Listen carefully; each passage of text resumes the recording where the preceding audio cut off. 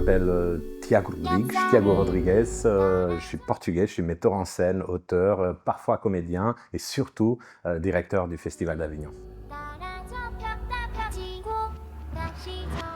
Depuis 1947, on a beau essayer de répondre chaque fois avec inventivité aux mêmes questions, comment être un festival de création qui accompagne les artistes et les aide à construire des spectacles, comment démocratiser l'accès à cette création pour que le plus grand nombre et le public le plus divers puissent découvrir ces créations, la qualité et parfois même la complexité de cette création, et comment décentraliser aussi. Je pense que là, le travail est plutôt réussi. Après 80 éditions, le Festival d'Avignon est devenu une centralité, une capitale mondiale du théâtre, éphémère certes, mais très palpable.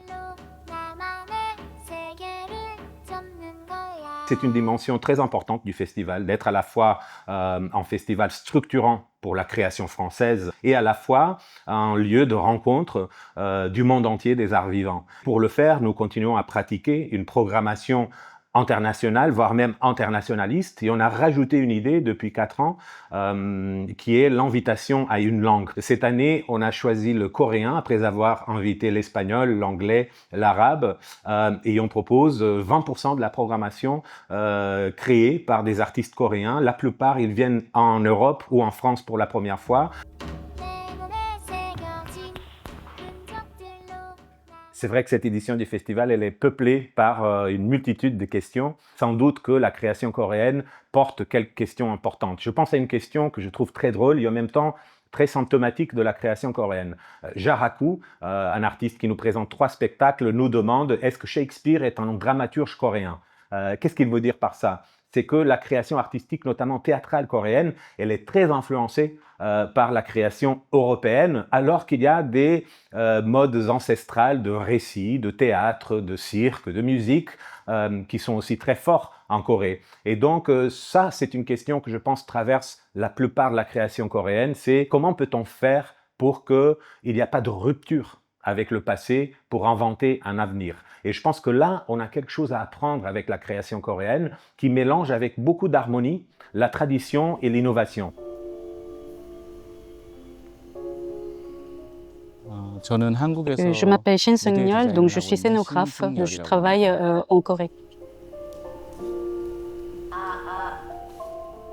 C'est vrai que notre spectacle n'est pas une reproduction exacte du paysage réel. Nous essayons de montrer le côté invisible, le côté caché des événements. On essaye de mettre sur scène toutes les sensations que nous pouvons avoir au contact de ces morts, au contact de ces histoires, de ces témoignages. On essaye d'accumuler au maximum tout ce qu'on peut ressentir avec notre propre corps.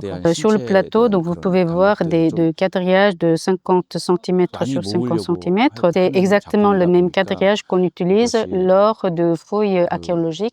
Donc, avec ce dispositif, on essaye de montrer quand même visuellement, indirectement, ce qui se passe donc réellement sur le lieu des fouilles. 모든 땅에 대한 확장이 되어질 수도 있고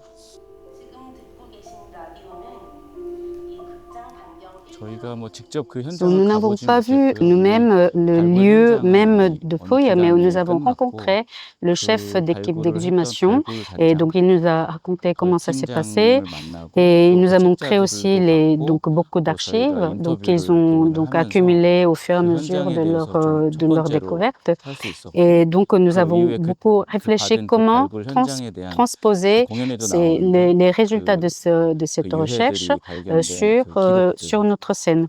Donc, vous pouvez voir donc, pendant le spectacle donc, ces images d'archives, donc le témoignage du chef d'équipe.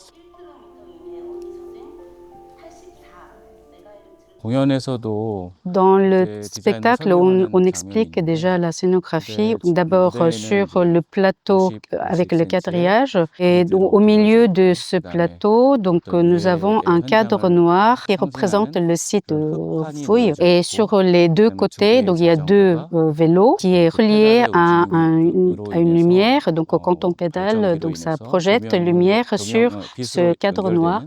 pour mieux voir ce qui se passe à l'intérieur. Et ensuite, en arrière-scène, il y a 3 tables avec 3 chaises. Il peut y avoir plusieurs significations. Donc d'abord, ça représente le long voyage que nous avons effectué sur l'île pour faire des recherches. Comme ça permet de projeter la lumière sur le lieu de fouille, donc c'est une sorte de symbolique. 그 무대 위에 올리기 위한 어떻게 보면은 그 동력이라고 볼 수